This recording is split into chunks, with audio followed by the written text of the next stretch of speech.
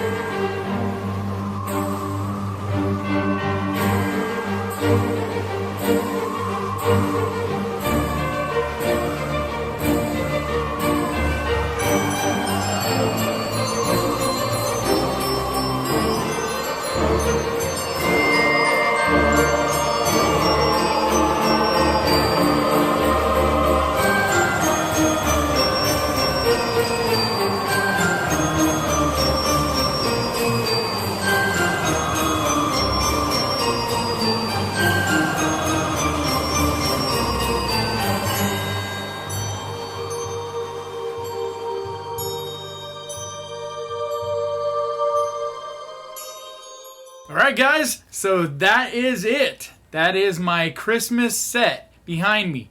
Of course, I'll tweak it. I'm going to play with the lights still. So it might be a little bit different from video to video. But for the most part, that's it. So I'm going to give you some slow pans so you can see things a little bit more close up. But some of the main things I want to point out is my Krampus mask, which I did a video on my unboxing of it a couple weeks back. And then also my NECA Gremlin figures that I have as well.